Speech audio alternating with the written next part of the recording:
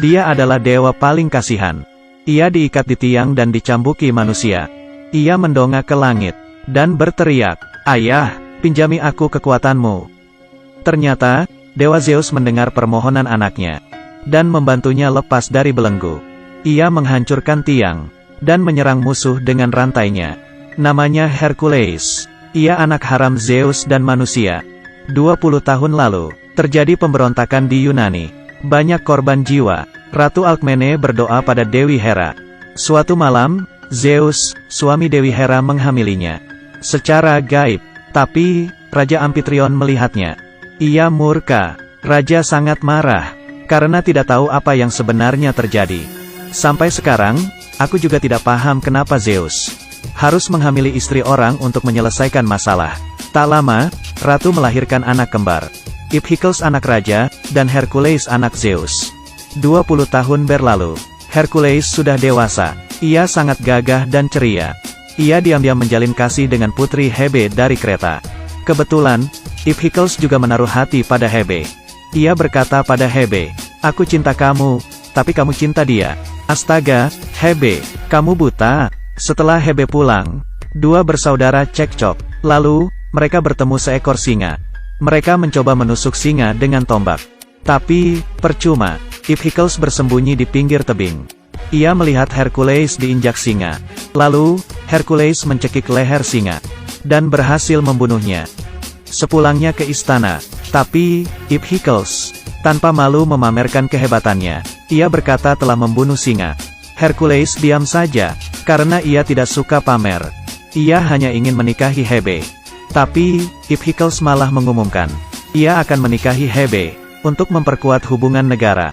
Bagaikan petir di siang bolong. Hebe dan Hercules kaget. Malamnya, Hebe kabur menunggang kuda. Setelah dikejar Hercules, mereka berencana untuk kawin lari. Tapi, tentara berhasil menyusul. Mereka ditangkap. Tapi, Hercules juga seorang pangeran. Tidak mungkin dibunuh. Iphicles mengutus Hercules dan 80 tentara pergi perang ke Mesir yang sangat jauh, untuk melawan musuh. Hercules membawa 80 tentaranya ke Mesir.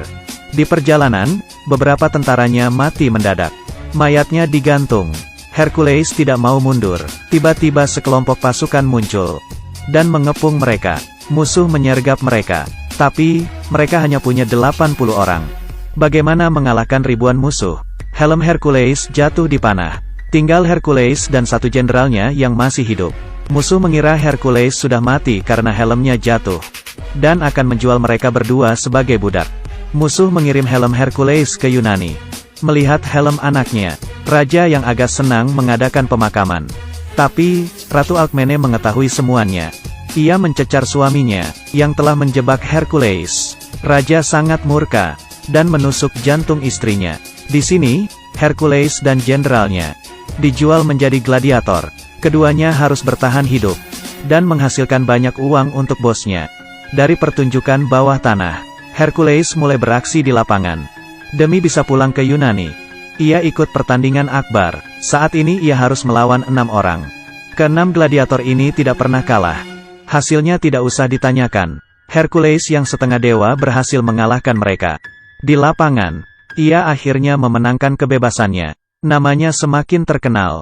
Guru di kerajaan Yunani mengenali Hercules. Ia segera mengutus orang untuk melindungi Hercules. Mantan guru Hercules juga memberitahu kabar kematian ibunya. Hercules sangat sedih. Ia bersumpah akan mengakhiri pemerintahan ayahnya, dan menyelamatkan rakyat yang menderita. Lalu, Hercules mulai melawan tentara ayahnya demi rakyat. Ia mulai mendapat banyak pengikut. Desas-desus mengenai kedatangan Hercules juga santer terdengar. Raja Amphitryon mendengar pemberontakan Hercules, dan segera menangkapnya.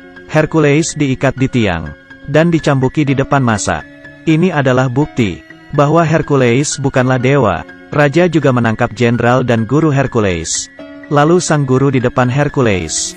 Hercules frustrasi. Ia berteriak minta bantuan ke Zeus. "Bantulah aku, ayah." Zeus ternyata mendengar doa anaknya. Batu tiang itu patah, dan menimpa tentara ayahnya.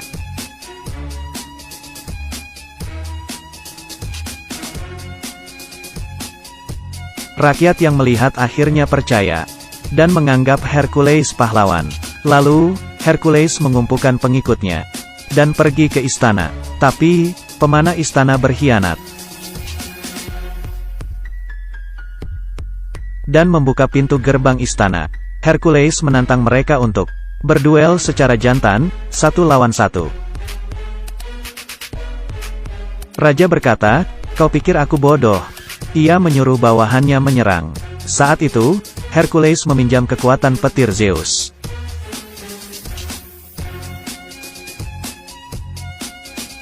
Satu, 2, 3, 4. Gelombang petir membunuh semua tentara raja. Raja yang ketakutan bersembunyi di dalam. Hercules mengejarnya. Dengan mudah, Hercules menahan raja. Saat itu, Iphicles muncul menawan Hebe dan menyuruh Hercules menyerah. Kalau tidak, Hebe akan dibunuhnya. Tapi, Hebe tidak memberi Iphicles kesempatan dan menusukkan belati tepat ke jantungnya dan Iphicles. Mereka berdua tewas seketika. Hercules sangat murka. Ia mendorong raja ke tanah, lalu menusuknya dengan belati yang digunakannya untuk membunuh ratu. Hercules menggendong Hebe. Hebe yang tertusuk di jantungnya ternyata masih hidup, padahal orang lain pasti sudah mati. Apakah jantungnya ada di kanan? Hebe akhirnya melahirkan seorang putra. Rakyat Yunani akhirnya terbebas dari Raja Lalim itu. Film ini ditayangkan tahun 2014, yang menceritakan legenda Hercules. Film pahlawan ini agak berbeda dari lainnya. Film ini menampilkan dewa yang payah, dirantai, dan dicambuki, lalu menderita hampir sepanjang hidupnya. Bahkan ibu dan temannya tewas. Demi mendukungnya, Hercules akhirnya diakui dan menjadi pahlawan. Jadi, kita juga sama. Hidup pasti memiliki banyak masalah. Tapi, jangan pernah menyerah.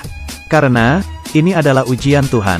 Setelah kamu lulus ujian, kamu akan mendapat buah kerja kerasmu. Oke, cerita hari ini sampai di sini.